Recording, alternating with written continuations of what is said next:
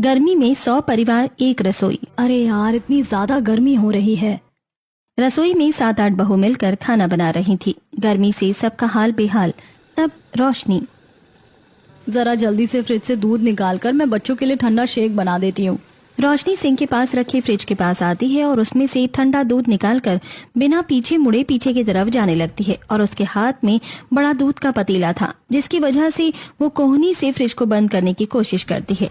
लेकिन ऐसे में वो नेहा से टकरा जाती है, जो सिंक में बर्तन धो रही थी।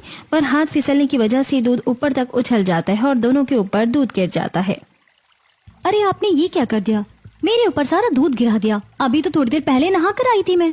हाँ, तो मैंने भी कुछ जानबूझकर नहीं किया है, कभी कभी ऐसा हो जाता है। तो तुम्हें देखकर काम करना चाहिए था। कोई बात नहीं, होता है। बड़े बड़े शहरों में छोटी मोटी बातें होती रहती हैं सेनोरिटा। तुम्हें बहुत गर्मी लग रही थी, तो अब ठंडा दूध गिरने की वजह से ठंडक आ गई होगी। सब हंसने लगते हैं। हाँ, कोई बात नहीं, तुम दोनों जाकर कपड़े बदल लो, जब तक हम यहाँ पर संभाल लेंगे।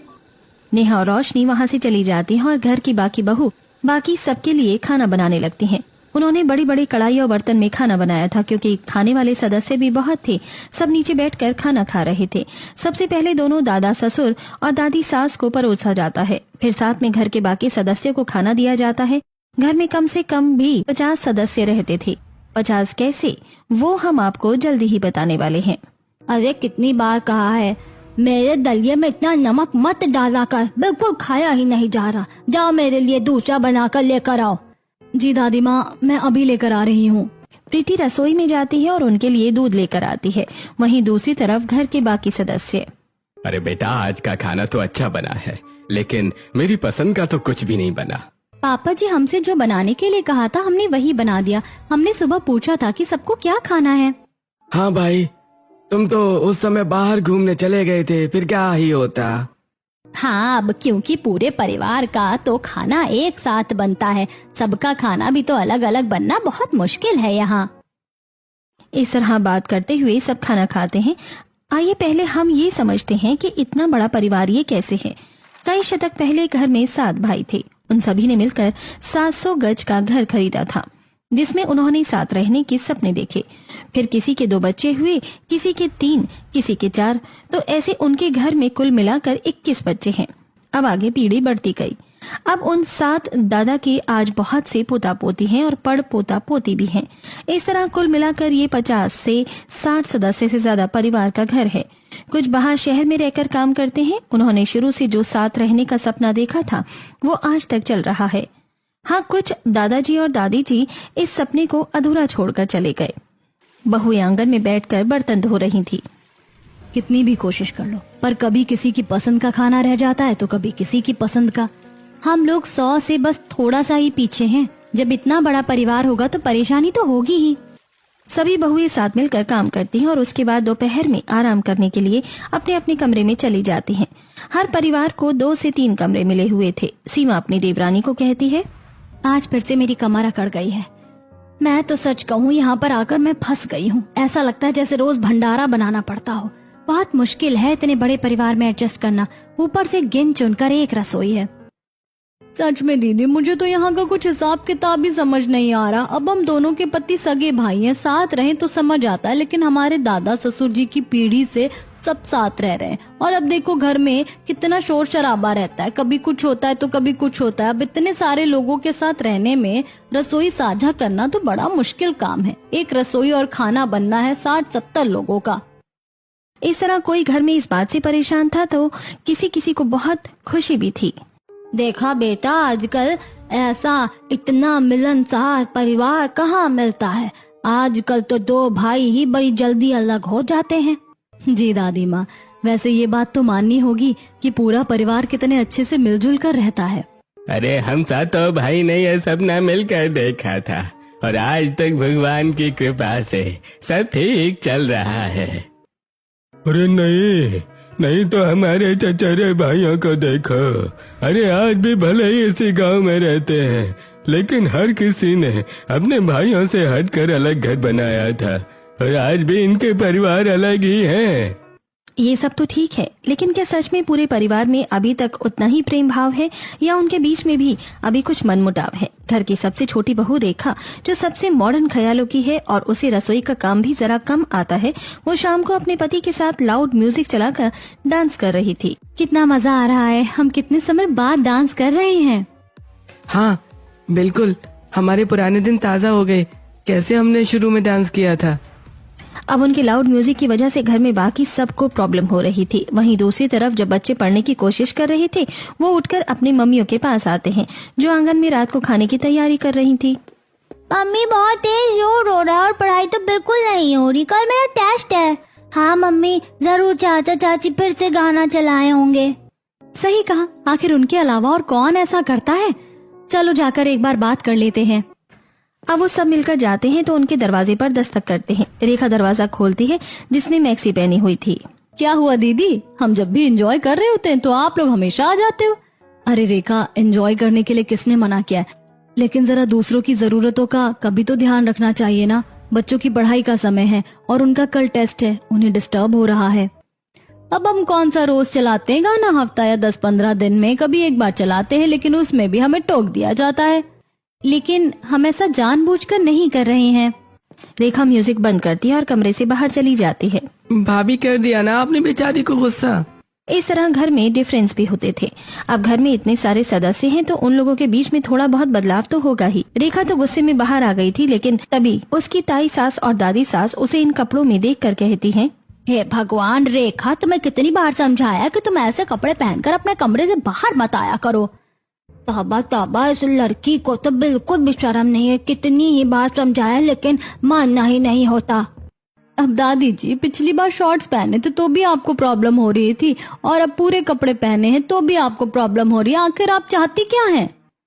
देखो तो जरा, हमसे ही सवाल कर रही है। अरे आजकल के बच्चों को बिल्कुल भी शर्म हया तो बची ही नहीं है।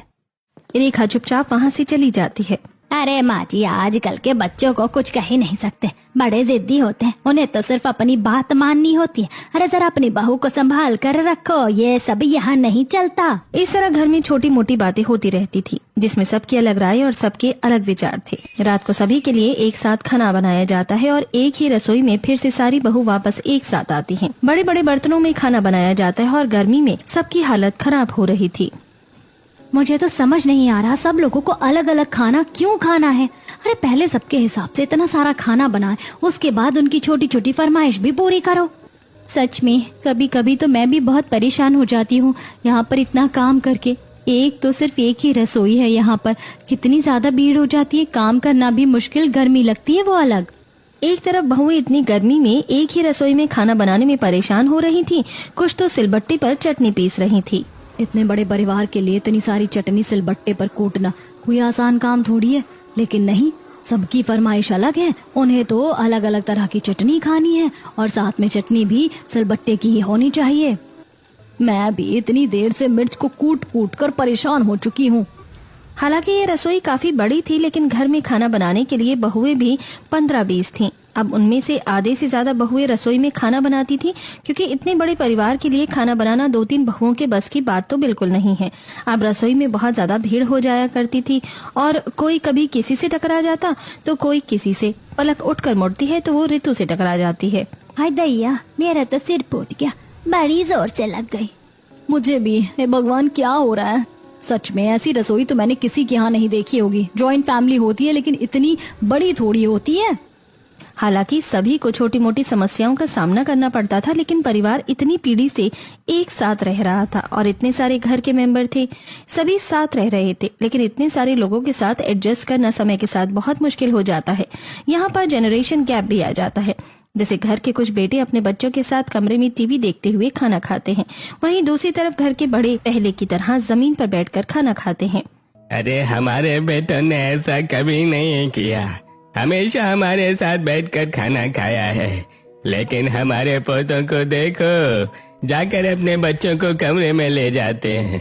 खुद तो गलत कर ही रहे हैं, उन्हें भी गलत शिक्षा दे रहे हैं। अरे वही तो बात है ना, आजकल के बच्चे कहाँ हमारी बात मानते हैं। बड़े बुजुर्गों के साथ तो बैठना ही छोड़ दिया है। कोई बात नहीं पिताजी, अब क्या कर सकते हैं, बच्चों को तो बात समझाना बहुत मुश्किल है।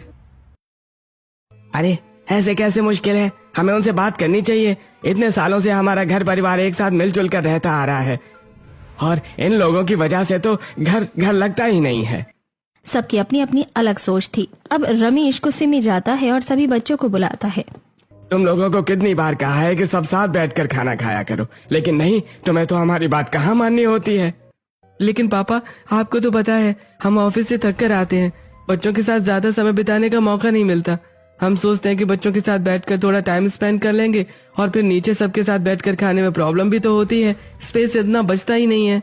हाँ चाचा जी, और इतना ज्यादा शोर होता है कि वहाँ पर बैठकर खाना खाने में काफी हेक्टिक होता है और सिर में दर्द हो जाता है। अरे बताओ जी, आजकल के बच्चों का साथ में बैठकर खाना खाने में सिर में दर्द हो जाता है। वजह वो नहीं है, लेकिन इतने सारे लोग एक साथ इकट्ठा हो जाते हैं तो कुछ भी ठीक से मैनेज नहीं हो पाता। अरे मैं तो कह ही रहा था कि आजकल इन बच्चों से बात करना बहुत बेकार है, इनका बस चलता तो यह घर इतना आगे बढ़ता ही नहीं। इतना कहकर वो सभी वहाँ से चले जाते हैं और सब बच्चे आपस में बात करते हैं। देखा, हर रोज घर का यही हो गया है। यहाँ पर कभी किसी बात को लेकर सुनो तो कभी किसी बात को लेकर सुनो। अगर अपना खुद का अलग हिस्सा होता तो इतनी परेशानी नहीं होती। आपने बिल्कुल सही कहा भैया। इस तरह घर में किसी न किसी बात को लेकर वाद विवाद होता ही रहता था। वहीं दूसरी तरफ बहू एक रसोई की वजह से वैसे ही परेशान थी और अब जब सिया रसोई में जाती है तो फ्रिज खोलकर अपनी आइसक्रीम ढूंढती है तो मम्मी, फ्रिज में मेरी आइसक्रीम रखी थी, कहाँ चली गई? बेटा, आइसक्रीम के पैर थोड़ी होते हैं जो अपने आप ही कहीं भी निकल कर चली जाएगी। तुम जरा अच्छे से चेक करो, फ्रिज में ही होगी। मम्मी, मैंने सब चेक कर लिया लेकिन मुझे कहीं पर भी नहीं मिल रही। लेकिन ऐसा कैसे हो सकता है, रुको मैं चेक कर लेती हूँ। अब नेहा फ्रिज खोलकर चेक करती है लेकिन उसमें भी फ्रिज में कहीं आइसक्रीम नहीं मिलती। तब सीमा कहती है, अरे हाँ नेहा, फ्रिज में आइसक्रीम नहीं है, वो तो चिंटू ने खा ली थी। अब ये बात सुनकर रिया जोर जोर से रोने लगती है और मेरी आइसक्रीम क्यों खाई? मुझे आइसक्रीम खानी थी। तो अब नेहा भड़कते हुए कहती है, लेकिन दीदी, चिंटू ने क्यों खाई जब वो आइसक्रीम सिया की थी और बाकी सबने अपनी आइसक्रीम खा ली थी, तो उसे मेरी बेटी की आइसक्रीम खाने की क्या जरूरत थी? माफ करना नेहा, मुझे नहीं पता था कि चिंटू ऐसा कुछ करेगा। आपको ध्यान रखना चाहिए। अब सब बच्चों के लिए एक एक आइसक्रीम आई थी और उस समय सिया सो रही थी, तो आपको थोड़ा ध्यान रखना चाहिए था। एक बात बताओ, मैं क्या पूरे दिन सिक्योरिटी गार्ड की नौकरी करती हूँ जो फ्रिज की निगरानी रखती रहूंगी? अब पीछे से कोई बच्चा आया पानी पीने के लिए, उसे आइसक्रीम अच्छी लगी तो उसने खा ली। इसमें बच्चे का क्या कसूर है? बच्चे तो नादान होते ही हैं। अगर तुम्हें इतना शौक था तो पहले ही खिला देती आइसक्रीम। इस तरह दोनों की लड़ाई हो जाती है और बाकी सब वहाँ पर लड़ाई सुलझाती हैं। अच्छा ठीक है, तुम दोनों को एक छोटी सी बात पर नहीं लड़ना चाहिए। हम सिया को दोबारा आइसक्रीम खिला देंगे, क्या हो गया? बिल्कुल, हम सभी को इतनी छोटी छोटी बात पर नहीं लड़ना चाहिए। आज लगभग सभी का छोटी छोटी बातों पर दिमाग खराब हो जाता है। उसके बाद सब अपने अपने कमरे में जाते हैं और इन सब चीजों के बारे में बात करने लगते हैं। उसे ऐसा नहीं करना चाहिए था, सबके सामने मेरे ऊपर चिल्ला रही थी। अरे भाई, बच्चे से गलती हो जाती है, क्या हो गया? सब अपने ही तो बच्चे हैं। कोई बात नहीं, अब तुम्हें बेवजह भड़कने की जरूरत नहीं है। बेकार में तुम्हारी तबीयत खराब हो जाएगी, इसलिए इन सब बातों पर ज्यादा ध्यान मत दो और भूल जाओ। वहीं दूसरी तरफ नेहा के कमरे में मुझे गुस्सा आ गया था।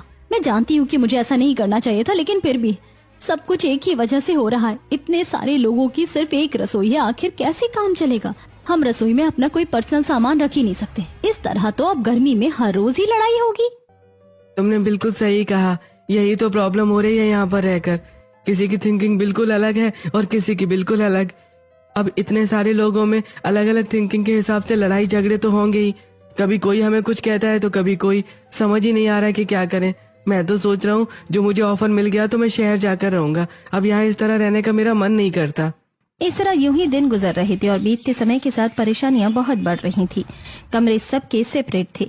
वैसे रहने में किसी को भी प्रॉब्लम नहीं थी, लेकिन कुछ छोटी मोटी चीजों की वजह से अक्सर घर में वाद विवाद होता है और तनाव पैदा होता था।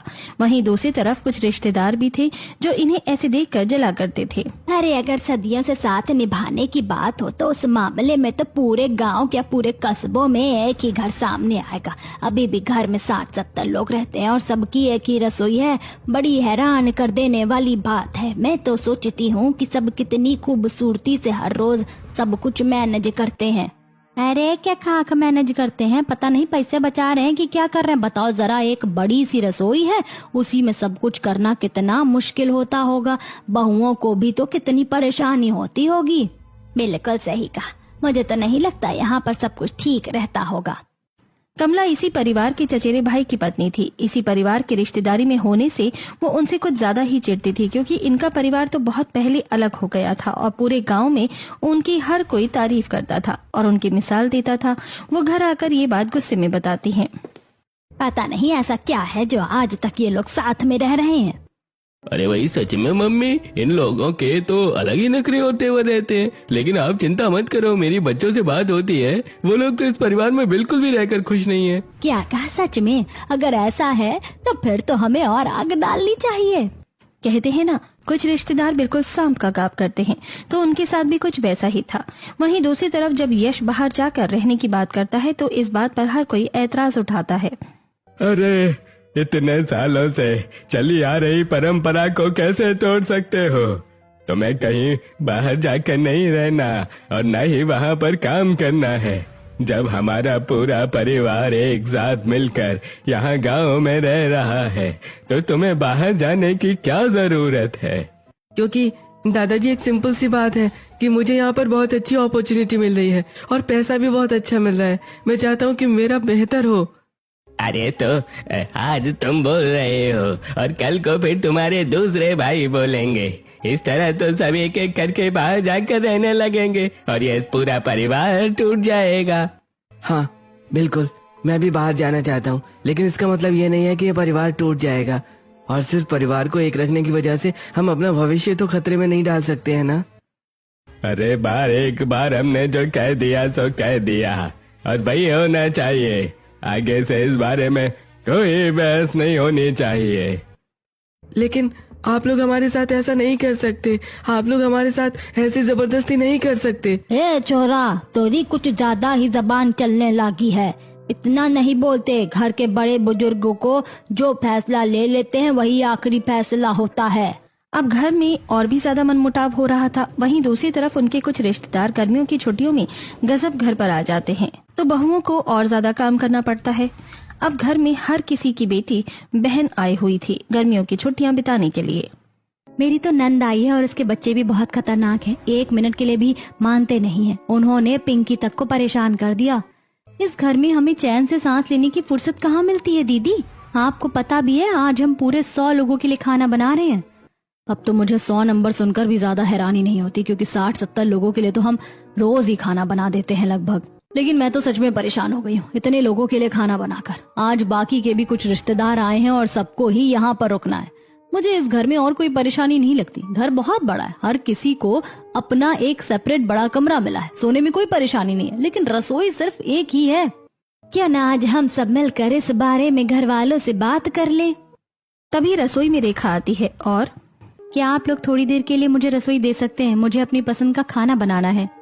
देखो, अभी हम रसोई में खाना बना रहे हैं, अभी सब लोग खाने का इंतजार कर रहे हैं, अभी तो रसोई फ्री नहीं हो सकती। ओह नो, मैं तो सच में बहुत परेशान हो गई हूँ। मुझे तो कभी भी रसोई खाली मिलती ही नहीं है और अपनी पसंद का खाना भी नहीं बना सकती मैं। रेखा रसोई का काम करती है और फिर अपने पति के साथ बाहर घूमने जाती है। वो एक दिन रवि के साथ मेले में जाती है। दोनों बहुत एंजॉय करते हैं, झूला झूलते हैं। यहाँ आकर कितना मजा आ रहा है। घर पर तो बस ड्रामे होते हैं। अच्छा है कि तुम्हें यहाँ आकर अच्छा लग रहा है। अगर हम शहर जाते तो इनकी टोका टाकी नहीं होती। रवि और रेखा घूमकर घर वापस आते हैं। तब दूसरी सास कहती है, इस बहू को तो बिल्कुल शर्म नहीं, घर का काम करना नहीं होता और जब देखो घूमती है बस। दूसरी तरफ बहुएं, रेखा का सही है, हमें तो बड़ी मुश्किल से कई महीनों बाद जाकर एक बार जाने को मिलता है। हाँ, और वो अपनी मर्जी से जाती है, जब उसका मन किया तब चली गई। अब सभी मिलकर साथ में खाना बनाती हैं और उसके बाद सभी परिवार को खाना परोसा जाता है। सब नीचे बैठे थे और वो बारी बारी सबको खाना दे रही थी। अरे भाभी, आपने मेरी पसंद की तो कच्चे आम की सब्जी बनाई ही नहीं और ना ही कच्चे आम की चटनी थी। हाँ भाभी, हम दोनों आपकी नंद गर्मी की छुट्टी में इतनी दूर से आए हैं और आप हमारी खातिरदारी भी नहीं कर पा रही। घर में इतनी सारी भाभी होने के बाद भी नंद को अपनी मर्जी का खाना नहीं मिल रहा। हम शाम के खाने में आपके लिए बना देंगे। इस तरह उन्हें बहुत परेशानी होती थी और बाद में जब वो सब साथ में आंगन में बैठकर बर्तन धो रही थी, वो बहुत बड़े बर्तन रसोई में लाकर धोती हैं। अब बस बहुत हो गया, मुझसे सच में और बर्दाश्त नहीं हो रहा। एक तो इतना काम करो, ऊपर से किसी ना किसी का काम रह जाता है तो ताना सुनो। एक ही रसोई में इतने सारे लोगों का खाना बनाना बहुत मुश्किल है। अगर हम सबकी कमरों की तरह अलग सेपरेट रसोई होती तो हमें सिर्फ 2-4 जनों के लिए ही खाना बनाना पड़ता। तुमने बिल्कुल सही कहा, फिर इतनी परेशानी कहाँ होती। बस हम अपने अपने पति, बच्चों और सास ससुर के लिए खाना बना देते, यानी कुल मिलाकर हम अपने अपने परिवार का पालन पोषण अलग से कर सकते, तो हमें आसानी होगी। आसानी तो हमें होगी, लेकिन उसके लिए सबकी अलग रसोई भी तो होनी चाहिए। पर इस बात के लिए घर वाले शायद नहीं मानेंगे। लेकिन एक बार शायद हम लोगों को अपने हक के बारे में बात कर लेनी चाहिए, क्या पता मान जाए। और अगर नहीं मानेंगे तो भी देख लेंगे। एक तरफ सभी बहुएं मिलकर इस बारे में घर वालों से बात करती हैं तो हर कोई भड़क जाता है। तुम लोगों को शर्म नहीं आ रही कि तुम कितनी बड़ी गलती कर रही हो? एक रसोई एक अलग करने की वजह से पूरा परिवार टूट जाएगा। हाँ, इस रसोई ने इतने बरसों से हम सबको एक साथ जोड़ कर रखा है। तुम लोग अपने मन में ऐसा ख्याल लेकर भी कैसे आ सकते हो? देखा आजकल के बच्चों पर, अगर हम सब कुछ छोड़ देंगे तो इनके रहते सब कुछ 2 मिनट में खत्म हो सकता है। यही तो बात है, हमारे जमाने में हमने इतना जोड़ कर रख लिया, वही बहुत बड़ी बात है। इन बच्चों को देखो, बस सब कुछ खत्म करने में लगे हुए हैं। दादी माँ, हमने घर परिवार को अलग करने की बात नहीं कही है, हमने तो सिर्फ एक रसोई को अलग करने की बात कही है, क्योंकि हमें एक रसोई में सबके लिए इतना सारा खाना बनाना बहुत मुश्किल होता है। और साथ में हम सब रसोई में आ भी नहीं पाते ठीक से, चूल्हे भी गिन चुनकर 4-5 हैं। हाँ, अब आप ही बताइए, हर रोज तीनों समय 60-70 लोगों का खाना बनेगा तो कितना समय लगेगा? कम से कम हमें कुछ चूल्हे और थोड़ी बड़ी और रसोई दे दी जाए तो भी हम मान सकते हैं। घर की रसोई तो अलग नहीं होगी, घर की रसोई तो एक ही रहेगी। अब चाहे कुछ भी हो, बाकी जो भी होगा हम देख कर बता देंगे। एक दिन जब यश और रवि जब टपरी पर चाय पीने जाते हैं तो वहाँ पर उन्हें उनके दादा के चचेरे भाई का पोता यानी उनका भी चचेरा भाई मिलता है। अरे बताओ, क्या तुम्हारा शहर जाने का प्लान हुआ? अरे कहाँ कुछ हुआ है, बस पूछो मत। मुझे तो बहुत गुस्सा आ रहा है। कोई हमारी बात ना तो सुनने को तैयार है और ना ही मानने को तैयार है। हाँ, मैंने भी बाहर जाने के बारे में सोचा था, लेकिन हम बिल्कुल साफ मना कर दिया है कि ऐसा तो हम सोच भी नहीं सकते। अब वो इसी बात का फायदा उठाते हैं और उन दोनों को भड़काने की कोशिश करते हैं। ओहो, तुम दोनों के साथ तो बहुत ज्यादा बुरा हो गया है। अरे ऐसा तो हमारे किसी भी परिवार या घर में नहीं होता। बच्चों को कुछ भी करना होता है तो बच्चा तो अपनी मर्जी से कुछ भी कर सकता है। पता है, ये सब कुछ इसलिए हो रहा है सिर्फ कि घर परिवार न टूटे। तुमने बिल्कुल सही कहा, हर बात की जड़ सिर्फ यही होती है। कल हमारी पत्नियों ने रसोई अलग करने की बात की तो उन्हें भी मना कर दिया। उन्हें भी तो इतनी गर्मी में इतनी परेशानी होती है, लेकिन कोई बात समझने को तैयार ही नहीं है। अरे बिल्कुल, घर में अलग अलग नियम और कानून बना रखे हैं। इस तरह के कपड़े नहीं पहनो, ऐसा नहीं करना, वैसा नहीं करना, इतना तेज म्यूजिक नहीं होना चाहिए। अरे हम तो इन सब चीजों से बहुत परेशान हो गए हैं। अरे तो तुम लोगों को इस बात से खिलाफ आवाज उठानी चाहिए। अगर तुम अभी अपने हक के बारे में नहीं बोलोगे तो और कौन बोलेगा? कल को तुम्हारे बच्चों को भी बहुत कुछ झेलना होगा। हाँ, तुमने बिल्कुल सही कहा, हमें बोलना चाहिए। अब यश और रवि बहुत ज्यादा भड़क जाते हैं और घर आकर घर अलग करने की बात कह देते हैं। अरे अब अचानक से घर अलग करने की बात कहाँ से आ गई? तुम लोगों ने तो बिल्कुल इस परिवार का सत्यानाश करना ही सोच लिया है। मुझे सब पता है ये बात कहाँ से आ रही है। इन सब की पत्नियों ने इनको भड़काया होगा। कल हमने रसोई अलग करने से मना कर दिया तो इन्होंने घर अलग करने के बारे में ही सोच लिया। तुम लोग आखिर ऐसा सोच भी कैसे सकते हो? अरे हाँ, कभी रसोई अलग करने के बारे में कहते हो तो कभी घर अलग करने के बारे में कहते हो। सब कुछ तो अपनी मर्जी से कर रहे हो और हमारी मर्जी का क्या हो रहा है? हमारी मर्जी का भी यहाँ क्या ही हो रहा है। हम जिंदगी में कुछ अच्छा करना चाहते हैं और अपने जीवन को आगे बेहतर भविष्य के लिए बनाना चाहते हैं, लेकिन आप लोग हमारी बात मानने को ही तैयार नहीं है। सिर्फ यही नहीं, आप तो हमारी कोई भी बात मानने को तैयार नहीं है। हाँ बिल्कुल, अब तो हमें अपना घर अलग करना ही तो करना है। अब हम इस तरीके से नहीं रह सकते यहाँ पे। इस तरह घर में अब घर और रसोई अलग करने के ऊपर बात बहुत ज्यादा बढ़ जाती है। एक तो घर में जनरेशन गैप भी था, दोनों तरफ के पक्षों को लग रहा था कि हम ठीक है, तब बीच में घर के सबसे बड़े पोते और बेटे आते हैं। अरे वही लगता है हम लोगों को ही कुछ करना चाहिए। ये घर के जो छोटे सदस्य हैं वो बड़े जिद्दी होते हैं। आपने बिल्कुल सही कहा पापा। सही कहा ताऊ जी। अब बारी है कि हमें सब लोगों को एक साथ बिठाकर इस बारे में बात करनी चाहिए। अब घर के बड़े बेटे और पोते जाते हैं और दोनों पक्षों को साथ में बैठाते हैं। सारी बात सुनने के बाद वो कहते हैं, यश और रवि, तुम दोनों की समस्या तो बहुत गंभीर है, हम इस बात को मानते हैं। और हमारी पत्नियों के साथ भी तो गलत हो रहा है, तो इस तरह हम सब साथ मिलकर नहीं रह सकते। हाँ बिल्कुल सही कहा, परेशानी हो रही है लेकिन अलग होना भी कोई सलूशन नहीं है। अरे हाँ बिल्कुल, हम इन लोगों की ये नाजायज बात कैसे मान सकते हैं? ये बात बिल्कुल गलत है। अगर हमारी ये बात नहीं मानी जाएगी तो हम यहाँ पर नहीं रह सकते। इस तरह फिर से घर में बहस छिड़ जाती है और बाकी सब शांत करवाते हैं। आप सब फिर से लड़ना बंद कीजिए, हम यहाँ पर सलूशन निकालने ही बैठे हैं। देखिए, बड़ों का मानना है कि घर परिवार अलग नहीं होना चाहिए और छोटों का मानना है कि उन्हें अलग रहना है। सबसे पहले हम अलग रहने की बात पर आते हैं। देखो बेटा, हम इतनी आसानी से इस परिवार के टुकड़े नहीं कर सकते। यानी ताऊ जी, आप यही कहना चाहते हैं कि हम लोग यहाँ पर सब कुछ बर्दाश्त करें और इसी तरीके से रहते रहें, यानी हमारे घर में कोई सुनवाई नहीं होगी? नहीं बेटा, मैंने ऐसा कब कहा? देखो, इस समय घर में बहुत से परिवार रह रहे हैं और ये घर बहुत बड़ा है, मैं मानता हूँ। लेकिन अगर परिवार के हम इतने सारे टुकड़े करेंगे तो क्या कोई भी इतने पैसों से अपना पूरा एक अलग से घर बना पाएगा? अभी जितने भी लोगों को इस घर के नीचे छत मिली है, क्या इतनी महंगाई के जमाने में सबके पास वापस अपना घर बन पाएगा? ये बात सुनकर यश और रवि दोनों चुप हो जाते हैं। अरे आप बोलो, क्या जवाब है तुम्हारे पास इसका? इतना आसान नहीं होता घर के टुकड़े करना और दोबारा घर बनाना। तुम्हारी नौकरी ठीक है, लेकिन बाकी सबका ये हाल नहीं है। अभी तो मेरे कुछ पोतों की शादी भी नहीं हुई और वो पढ़ रहे हैं। आप जो कह रहे हैं हम उस बात से सहमत हैं, लेकिन हमारी कोई भी बात पूरी नहीं की जाती और इस तरह एक परिवार में सबको सुनकर काम करना बहुत मुश्किल है। चाचा जी, पापा जी और मेरे भाइयों, अगर हम कुछ चीजों में सही हैं तो इसका मतलब ये नहीं है कि हम हर चीज में सही हैं। हमें बच्चों के बारे में भी तो सोचना चाहिए और उनकी बात भी सुननी चाहिए और हल निकालने की कोशिश करनी चाहिए। ऐसा नहीं है कि उनकी बात को नजरअंदाज करना चाहिए। हाँ, हमें बच्चों की बात सुननी चाहिए, इस तरह तो बच्चे परेशान होंगे ही।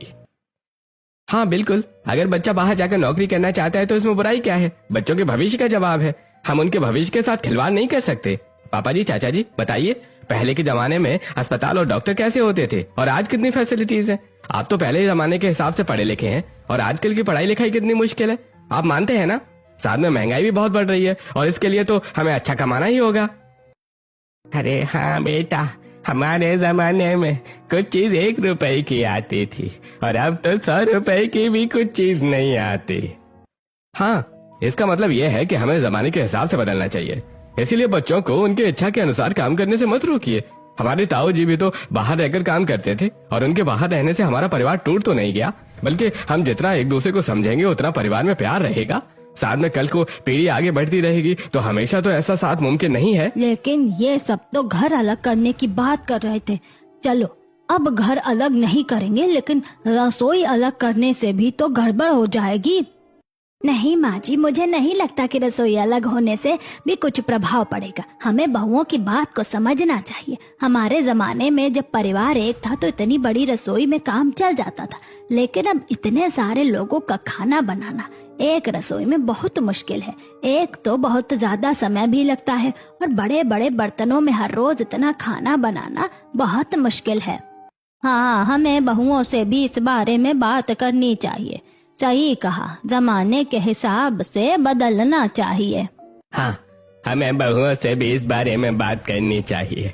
सही कहा, जमाने के हिसाब से बदलना चाहिए। इस तरह जब हर बात का पहलू शांति से बैठकर सोचा जाता है तो सबको समझ में आता है कि उन्हें सबकी सहमति के अनुसार चलना चाहिए। फिर बहुओं को बुलाकर, ठीक है बहुओं, बताओ कैसी रसोई चाहिए तुम्हें? दादी जी, कम से कम कुछ रसोई अलग होनी चाहिए ताकि हम अपने हिसाब से खाना बना सके। और हम नहीं कह रहे कि आप बड़ी रसोई को तोड़ दीजिए। जो खाना सबके लिए एक जैसा बनता है वो हम मिलकर बना लेंगे। लेकिन कभी कभी खाना अलग अलग बनता है तो उसके लिए हमारे पास अलग रसोई होनी चाहिए कि हमें इंतजार ना करना हो, और कभी कभी अपने अपने हिसाब से अलग तरीके से खाना बना सके। साथ में हम सबको अपना अलग फ्रिज चाहिए। बच्चों में बहुत लड़ाई होती है और हम अपना कोई सामान भी इस्तेमाल नहीं कर पाते। हाँ ठीक है, तुम्हारी ये बात तो मानने लायक लग रही है। वैसे भी जब तक हम सब एक छत के नीचे रह रहे हैं तो ठीक है। मेरी भी एक डिमांड है। मैं शहर में पली बड़ी हूँ और हमेशा साड़ी पहनकर नहीं रह सकती, तो मेरे लिए भी कुछ छूट होनी चाहिए। ठीक है बेटा, तुम सबके लिए ये भी छूट दे दी। अब हम जमाने के साथ बदलना सीखेंगे। इस तरह सबकी बात मानने पर घर को तो अलग नहीं किया जाता, क्योंकि उस घर के बहुत सारे टुकड़े करके तुरंत सभी के लिए घर बनाना मुश्किल है। लेकिन सबके लिए रसोई की फैसिलिटी और फ्रिज की फैसिलिटी अलग कर दी जाती है, जिसकी वजह से अब उनको परेशान नहीं होना पड़ता और वो अपनी मर्जी से आराम से खाना बना पाते हैं।